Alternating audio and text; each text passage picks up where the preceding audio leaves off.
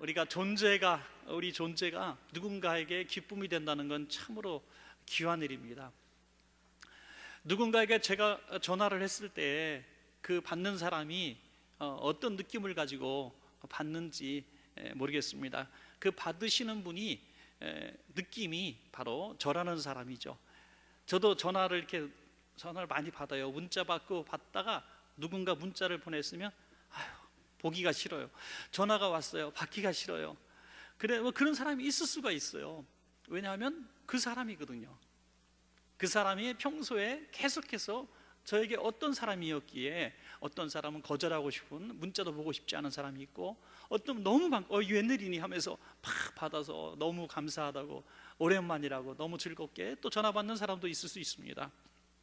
그것이 바로 우리가 살아왔던 삶의 모습이죠. 그래서 옆 사람에게 내가 성도님 옆에 있어서 참 행복합니다라고 얘기할 수 있는 옆 사람이 되었다는 것은 얼마나 큰 성공적인 삶인지 알 수가 없습니다. 제 가까운 친구 중에서 그분이 이제 책을 쓰셨어요. 그래서 책을 제가 출판됐다고 저한테 보내주셔가지고 책을 좀 읽었는데, 친한 친구거든요. 그분이 자기 같이 친하게 지내는 또 다른 목사님 얘기를 거기다 써놨더라고요. 그 친구 목사님은 별명이 그 나이 또래에 어울리지 않는 성자라는 별명을 가지고 있어요. 성자. 이 젊은 목사가 성자라는 별명을 갖고 있기까지는 얼마나 덕스러운 삶을 살았겠어요. 늘 신학교 다닐 때부터 친구들 사이에서 늘 너그럽고 잘 참고 말도 조심스럽게 은혜스럽게 하는 그런 분이었던 것 같습니다. 그런데 이분이 이제 개척교회를 했나 봐요. 개척교회를 하니까 힘이 들잖아요. 그런데 이제 한 성도님이 새로 오셨는데 아버님이 아프시다는 거예요. 그래서 왕복 1시간 반 거리에 되는 병원에 계시는데 아버님을 위해서 좀 일주일에 한 번이나 두 번씩 가서 기도해 주면 안 되겠느냐고. 그래서 한 성도가 없는 그 상황 가운데서 얼마나 기쁩니까? 그래서 일주일에 막 두세 차례씩 가서 기도해 드리고 자식이 못하는 심부름까지 막 해드리면서 했더니 이분이 너무 고마워서 이제 등록을 하신 거예요. 등록을 해서 또 가게도 식당을 개업했는데 뭐 갈매기 고기 이렇게 파는 거 있잖아요. 진짜 갈매기 말고 갈매기 돼지고기 있잖아요. 갈매기 집을 열고 이제 식당 개업도 하고 그래서 이제 우리 개척교회에 식당 하시는 분도 들어오고 이제는 정말 교회에다가 큰 힘이 되겠구나라고 기대하고 있었는데 아버님이 딱 돌아가시자마자 교회를 안 나오는 거예요. 그래서 어디 갔냐 그랬더니 근처에 큰 교회 갔다는 소문이 들려지는 거예요.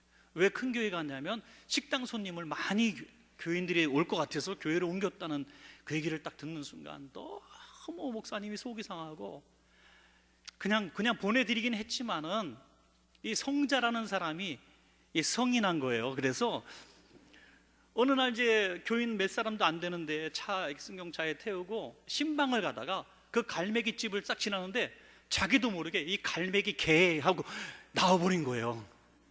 갈매기 개하고 뭐 있죠? 어미 말고 이 갈매기 개. 그런데 뒤에 교인들이 깜짝 놀란 거죠. 그래 더 놀란 사람 목사님이 내 입에서 개 나오다니. 본인이 너무너무 놀래가지고요 실망이 된 거예요. 자기 자신에 대해서. 그래가지고 이 선배인 제 친구 목사를 찾아와서 저 목회 안 해야 될 것 같아요. 너무 침통에 빠져가지고 내 교인, 우리 자기 교회 교인이 뒤에 있는데 개라고 얘기했으니, 저 갈매기 개 했으니, 갈매기면 갈매기지 왜 갈매기가 개가 됐는지 모르겠어. 하여튼 그래서 너무너무 후회스럽고 창피하고 민망해서 목회를 못하겠다 이런 생각을 했다고 그 책에 썼습니다. 어떤 과거의 경험이 자신을 이렇게 사로잡는다는 거죠. 과거가 바로 나이고 과거의 삶이 바로 지금의 내 모습이라고 하는 것입니다. 여러분, 우린 과거에 다 사로잡혀 있어요. 어떤 전도사님들이 노래방에 갔나 봐요. 노래방에 가가지고 유행가도 좀 전도사님들이니까 좀 이렇게 은혜로운 유행가 부르잖아요.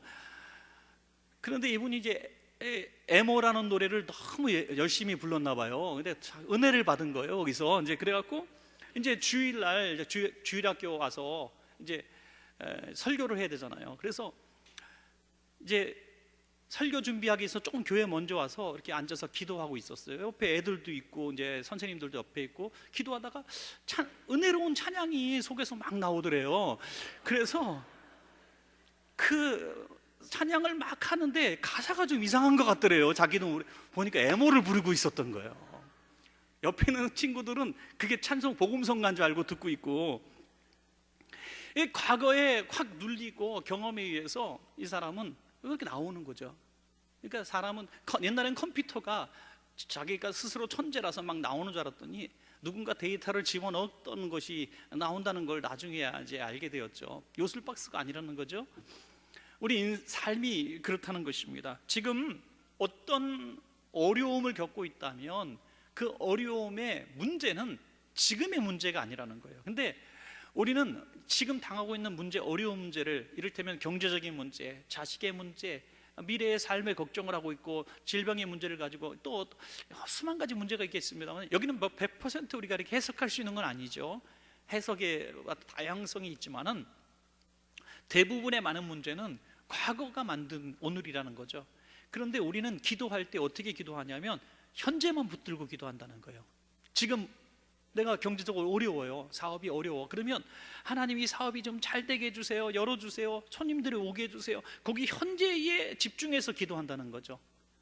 몸이 아프면 지금 내가 몸이 아픈데 하나님 낫게 해주시고, 막 내가 지금 위장병이 있는데 하나님 낫게 해주시고, 막 그러면서 여전히 라면을 많이 먹고 여전히 위장병 식대를 막 거르고 이렇게 살아간다는 거죠.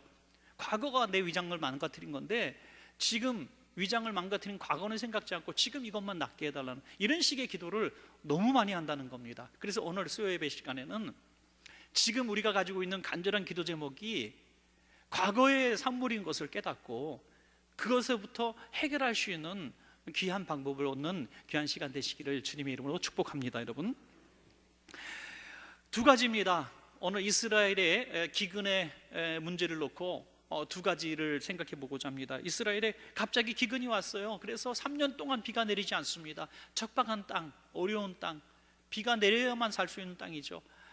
비가 뭐 땅 속에 물이 좀 많이 고여 있는 그런 땅이 아니라 이제 강수량이 굉장히 작은 척박한 땅이기 때문에 꼭 이 때에 맞춰서 비가 내리지 않으면 농사가 되지 않는 땅입니다. 그래서 열심히 농사를 지어도 비가 오지 않으면 안 되잖아요. 근데 3년 동안 기근이 생겼어요. 그러니까 지금 비를 내리게 해달라고 집중하는 사람들은 기우제를 지내고 바알과 아세라를 찾아내려고 그러고 자꾸 지금의 문제를 가지고 지금 때는 다윗의 때인데 다윗이 뭐 잘못한 게 있을 거다, 다윗이 뭐 정치를 잘못했나 보다, 우리가 뭘 우리가 잘못한 게 있나, 하나님 왜 비를 안 주시지 하면서 하나님을 향해서만 질문하는 현재에 사로잡혀 있었다는 거죠. 그때 하나님께서 이 문제를 깨닫게 해주시는입니다. 그래서 첫 번째 이유, 기근의 해결 방법을 보면서 첫 번째는 지금 안 되는 이유를 깨닫는 것이 중요하다는 거죠. 지금 안 되는 것을 깨닫는 거, 이것 때문이었구나, 깨닫는 것이 중요합니다. 여러분, 지금 오랫동안 기도했던 문제들, 지금 막 집중해서 기도하고 있는 문제가 혹시 해결도 안 되는데 거기에 집중해서 지금 몇 년째 기도하고 계신 분 계십니까? 그 문제가 정말 안 되고 안 풀리는 그 이유를 깨닫는 복이 있어야 됩니다. 깨달아야 된다는 거죠. 그러면은 기도의 방법이 달라지게 되겠죠. 기도의 어떤 방향성도 달라지게 되겠고요. 그러면 왜지? 왜 응답받지 않지? 그럼 집회 오면은 구하고 자꾸 두드리면 됩니다. 끈질기게 기도하면 됩니다. 나무 뿌리 하나 뽑으면 됩니다. 나무 집에 없으니까 교회 나무라도 뽑으십시오, 뭐 이렇게 얘기하면 그 뽑으면 되는 줄 알고 기도원에 가서 나무 뿌리 뽑으려고 하고요. 그 문제가 아닌데, 그 문제가 깨닫지 못하는 것이죠. 여기 왜 그런 사건이 벌어졌냐면 오늘 이 사건 그 배후를 하나님은 깨닫게 해주십니다. 설명을 해주셔요. 지금 다윗의 때인데 문제는 이 사울의 시대로 거슬러 올라갑니다. 그 이전 시대로 거슬러 올라가면 이제 여호수아의 시대까지 거슬러 올라가게 되죠. 여호수아가 이제 이 가나안의 모든 족속들을 다 이제 평정을 하고 다 이제 진멸을 하라, 이렇게 하나님 앞에 하나님께서 명령하셨는데 기브온 족속 중에서 그 히위 족속, 기브온 부족 중에 히위 족속을 이제 이 여호수아가 살려줘요. 살려주는 건 순전히 속았기 때문이죠. 그들이 이 가나안 부족임에도 불구하고 멀리 사는 부족인 것처럼 자신들을 속입니다. 그래서 다 헤어진 옷을 입고 있고, 또 포도주 이런 그릇도 아주 그냥 통도 낡은 거, 낡은 신을 신고 이렇게 막 헤어진 옷을 입고 아주 멀리서 지치고 피곤한 모습으로 온 것처럼 이렇게 자신들의 모습을 위장합니다. 그리고 얘기합니다. 우리는 당신의 종이 될 테니까 우리를 이곳에서 살게 해 주십시오. 거짓말하는 거죠. 원래 거기서 살고 있었던 사람들이에요. 그 부족은 다 진멸하는 하나님의 명령이 떨어진 걸 그들은 알고 있었습니다. 죽어야 돼요. 다 죽기 싫으니까 그렇게 거짓말을 한 거죠. 멀리서 온 것처럼. 그러면 확인도 하지 않고, 여호수아는 하나님께도 이 사실을 묻지도 않았다는 것이 중요합니다. 그리고 그들을 화친을 맺고 종으로 하나님 앞에 내가 너희를 진명하지 않으리라 이렇게 선포를 해버립니다. 여호수아 9장 14절부터 나와 있어요. 무리가 그들의 양식을 취하고는 어떻게 할지를 여호와께 묻지 아니하고 여호수아가 곧 그들과 화친하여 그들을 살리려는 조약을 맺고 회중 족장들이 그들에게 맹세하였더라. 하나님 앞에서 맹세했어요. 너희를 죽이지 않고 화친 맺겠다. 나중에는 깨닫게 됐어요. 아, 이들이 원래 이 족속들이구나, 속았구나. 할 수 없었습니다. 왜? 하나님 앞에 맹세했기 때문에. 이 맹세가 너무너무 큰 맹세이기 때문에 지켜야 했습니다. 여호수아가 묻지 않았다. 묻지 않았기 때문에 이런 어마어마한 후손들에게 고통을 물려주게 됩니다. 고통의 이 뿌리를 여기에 심어놓은 거죠. 그 이후에 이제 사울이 왕이 됐을 때 사울이 또 하나님께 묻지도 않고 이 기브온 족속을 칼을 대서 아주 진멸을 시켜버립니다. 아주 다 죽인 건 아니지만 많은 사람을 이렇게 학살을 합니다. 그때 하나님께서 노하신 거죠. 하나님 앞에서 엄숙히 맹세한 것을 마음대로 맹세를 하지 않나, 마음대로 맹세를 어기고 살인을 하지 않나. 하나님이 진노하셔서 3년 동안 기근을 주신 것입니다. 이걸 깨닫게 하신 거예요. 다윗은 이렇게 항명할 수도 있었습니다. 아니, 이게 무슨 내 죄입니까? 그 악한 사울 왕의 죄고, 사울은 이미 하나님의 심판을 받았지 않습니까? 우리가 무슨 죄가 있어서 후손들이 이렇게 고통을 당해야 됩니까? 이렇게 간구할 만한 일이 되었습니다. 그런데 하나님은 그렇게 하지 않았다는 거예요. 왜 그러셨을까요? 언젠가 뭐 가게에 흐르는 저주를 끊어라, 뭐 그런 책도 있어요. 그래서 우리가 많이 잘 안 풀리고 안 되는 건 조상들의 죄 때문이다. 조상들의 죄를 놓고 우리가 회개하고, 한 부분은 맞지만은 또 한 부분은 틀린 것 같기도 하고요. 좀 우리가 해석하기가 참 어려운 난제 중에 난제가 아닐 수 없습니다. 그런데 오늘 사건을 보니까 분명히 하나님은 그렇게 하실 수도 있다는 걸 보여주는 거죠. 너희의 조상들의 죄로 인하여 너희가 지금 고난을 당한다, 이걸 깨달으라 이거죠. 그래서 아브라함에게 복을 주시기 위해서 하나님은 네 본토 친척 아비집을 떠나라, 악의 뿌리를 끊어라, 이렇게 말씀하고 있는 것이죠. 여러분, 그렇습니다. 우리가 지금 풀리지 않은 수많은 문제들이 혹시 오래전에 우리의 죄악이든지 아니면 그 이전에 어떤 하나님 앞에 사람 앞에 지은 죄든지 모르겠습니다. 저는 유태인들이 지금도 그렇게 고난 중에 살아가고 1500년 이상 그렇게 2000년이죠. 거의 2000년 동안 방랑의 세월을 이렇게 보내고 600만 명씩이나 학살당하고, 그런 많은 이유를 우리는 뭐 히틀러가 나쁘고 뭐 아치가 나쁘고 유럽 사람들이 나쁘고 이렇게 말할 수 있겠지만, 이 피를 우리와 우리 후손에게 돌리소서라고 얘기했던 예수 죽인 사람들의 서원 때문은 아닌가, 그런 두려운 마음이 생기는 것입니다. 지금도 수많은 사람들이 예수님의 이름을 욕하고 저주하고 교회를 비방하고 저주하고 하나님의 이름을 망령되이 행하는 사람들이 참 많습니다. 우리가 그들을 불쌍히 여겨야 될 것입니다. 불쌍히 여겨야 될. 그것을 놓고 우리는 깨닫는 것이 참 중요합니다. 혹시 지금 우리가 우리가 당하고 있는 이 문제들, 수많은 문제들이 우리의 부모님이나 또 우리들의 과거나 그런 문제 때문에 풀리지 않는 그런 죄악에 얽힌 문제가 있지 않는가, 그거를 아는 방법은 뭡니까? 기도하는 방법밖에 모른다는 거죠. 없다는 겁니다. 오늘 다윗이 이 문제를 가지고 비를 내려달라고 기도한 것이 아니라 이 비가 내리지 않는 이유를 하나님 앞에 물어봤기 때문에 하나님이 응답을 주신 줄로 믿습니다. 여러분, 묻는 것이 너무 중요합니다. 여러분, 오늘 이 여호수아로부터 이어진 이 잘못된 판단, 이것이 어디서 벌어진 거예요? 하나님께 묻지 않았기 때문이잖아요. 기도하지 않았기 때문에. 그래서 여호수아는 이 두 가지 사건을 경험했어요. 이 기브온 족속을 멸할 때에 기도하지 않고 하나님 앞에 그들을 살려주고 화친을 맺은 큰 죄를 졌잖아요. 그 바로 직전에도 똑같은 죄를 졌어요. 여리고성을 무너뜨릴 때는 하나님 앞에 기도하고 했지만 그 자그마한 아이성을 무너뜨릴 때는 이 정도는 우리가 그냥 가도 된다 해서 그냥 사람들을 보내다가 참패를 당하지 않습니까? 기도하면 응답이 있는데 기도하지 않고 이 정도는 내가 할 수 있다, 이건 내가 아는 일이야 라고 말했던 그것이 그 고통을 겪게 만드는 원인이 되었다는 것입니다. 사랑하는 여러분, 오늘 우리가 풀리지 않는 문제가 있다면 그 문제에 집중하지 말고 문제가 풀리지 않는 원인에 대해서, 이유에 대해서 주님 앞에 진지하게 한번 기도해 보시기 바랍니다. 그리고 하나님께서 너무 기다리시는 기도일 거예요. 그래, 맞아, 이제야 이 기도를 하는구나, 이제야 이 기도를 하는구나, 이거 풀리지 않는데 어떻게 그 문제가 해결되니 하면서 하나님이 깨달음을 주실 것입니다. 그 깨달음을 가지고 우리가 그 문제를 어떻게 할 것인가. 그래서 마지막 두 번째, 깨달은 다음에는 온전한 회개가 있어야 된다는 것입니다. 온전한 회개. 이 온전한 회개는요, 하나님과 사람 앞에 다 해결하는 온전한 문제의 회개인 것입니다. 왜 이게 내 문제입니까? 라고 하는 것이 아니라 내 문제입니다 라고 끌어안으라는 거죠.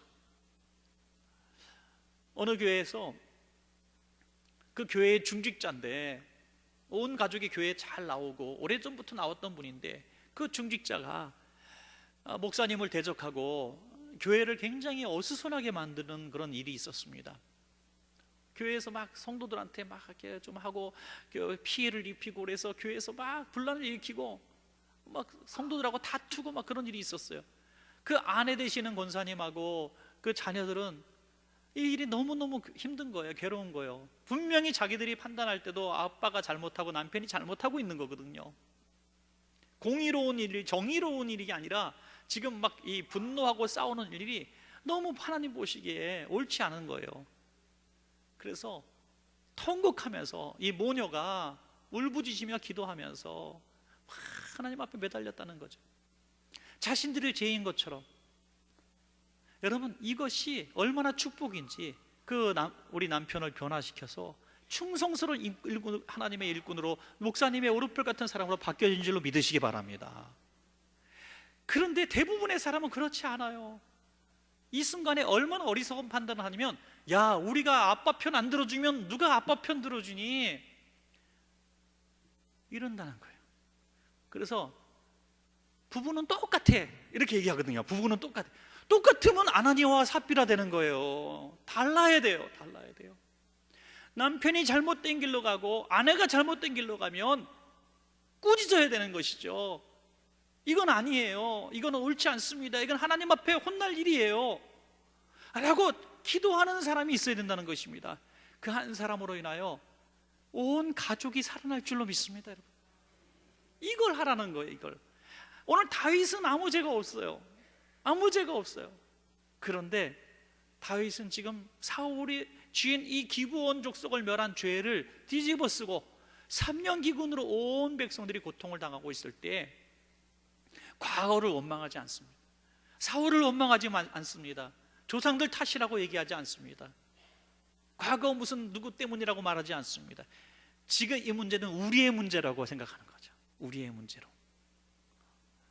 사랑하는 여러분, 되는 가정, 되는 교회, 되는 사업체 보니까 그러더라고요. 정말 유능한 리더들, 사회에도 굉장히 유능한 그 CEO들 보니까요, 제가 그런 분들을 이렇게 만나보면서 참 큰 사람이다라고 생각되는 부분이 뭐냐면, 부하 직원이 크게 잘못했다든지, 뭐 상무가 뭐 전무가 잘못해서 뭐 직원이 잘못해서 회사가 기우뚱하는 상황이 생겼을 때 그 사람을 바로 쳐내고 해고시키고 이 문제를 해결하려고 그러지 않더라고요. 이거는 책임자인 내 문제다 이렇게 받아들이더라고요. 이건 책임자인 내가 책임져야지. 하면서 그 문제를 자기 문제로 가져오더라고요. 자기 문제로. 그리고 일어난 일들에 대해서 과거에 집착하지 않고 이 문제를 해결하라고 내가 있는 거지라고 생각하는 것 같아요. 이 문제를 해결하려고 내가 있는 거지. 그러면서 그 문제를 해결해 나가는 것입니다. 못난 CEO나 못난 지도자는 야, 네가 잘못해서 그런 거야 하고 사람을 채워내고 이 문제를 해결하려고 그러니 해결이 됩니까? 해결이 되지 않는 것입니다. 사울왕은 온 백성들과 함께 이 문제를 가슴에 끌어안고 이 문제를 하나님 앞에 회개하고 기브온 족속 족장들을 찾아가서 이 문제를 어떻게 해결할 것인가라고 물을 때에 이건 돈으로 해결될 문제가 아닙니다라는 대답을 듣습니다. 이는 이로 눈은 눈으로 해결해 주십시오. 그래서 사울의 우선 7 후손들을 목매달아 처형을 시킵니다. 처형을. 얼마나 슬픈 일입니까?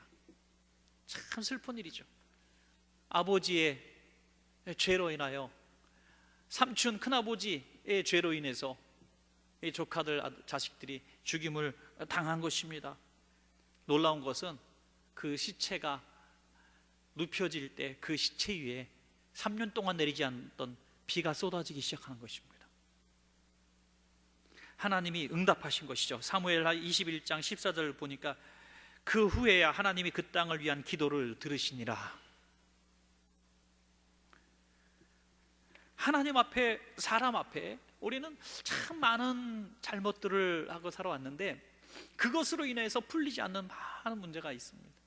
이를테면 어떤 성도님이 평소에 친했는데 요즘 계속 피해요. 보면 뭐라 그래요. 그리고 나한테 뒷소리 하는 것 같아. 이유를 모르겠어. 그러면 어떻게 그 문제를 풀어야 되겠습니까? 그분을 만나야죠. 만나서 나 진짜 모르겠는데 왜 그래 요즘에 왜 나보면 자꾸 쌩까?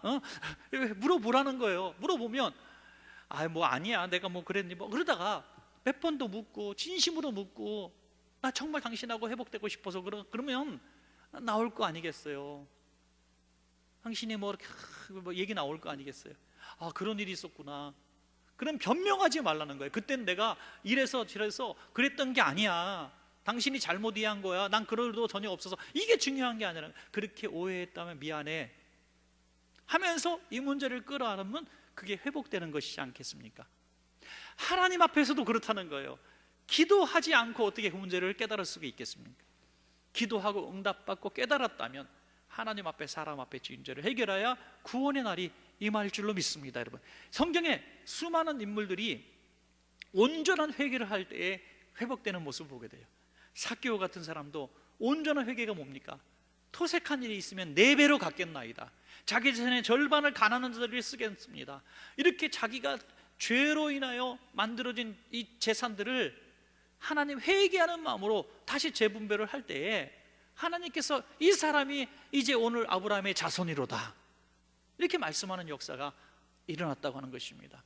사람과 사람 사이에도 풀 거는 풀어야 하고 하나님 앞에 죄 지은 것은 예수의 보혈로 인하여 회개하는 것입니다. 정말 하나님 앞에는 돈이 안 들어요. 하나님 앞에는 돈이 안 들어.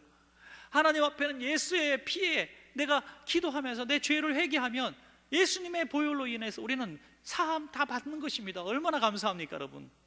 그러나 물질로 인해서 하나님 앞에 도둑질한 것이라든지 또 하나님 앞에 사람 앞에서 도둑질한 것이라든지 이런 관계는 물질로 갚아야죠. 다른 방법이 뭐가 있습니까? 욕으로, 원망으로, 미움으로, 주먹으로 지은 죄들에 대해서는 또 가서 용서를 구하고 해결해야 되겠죠. 마태복음 18장 35절에 보니까 너희가 각각 마음으로부터 형제를 용서하지 아니하면 나의 하늘 아버지께서도 너희에게 이와 같이 하시리라 그랬어요. 우리가 형제를 용서하고 문제를 풀어야 됩니다. 여러분 굉장히 중요한 오늘 과제를 나누셨는데요, 서운한 관계 속에 있는 사람들을 이제 찾아가시기 바랍니다. 찾아가서 그 문제를 풀어보시고 또 사업이나 어떤 안 풀리는 문제들이 있다면 그 문제를 놓고 하나님 앞에 물어보시고 그래서 온전한 회개를 한번 이루어 보시기 바랍니다. 그러면 오랫동안 기도해도 풀리지 않았던 수많은 문제들이 뻥뻥 터지듯이 열려서 해결되어져서 이런 방법이 있었구나, 이렇게 응답받는 방법이 있었구나 하면서 오늘 말씀 들은 것을 너무나 기쁘고 고맙게 생각할 날이 오게 될 줄로 믿습니다, 여러분.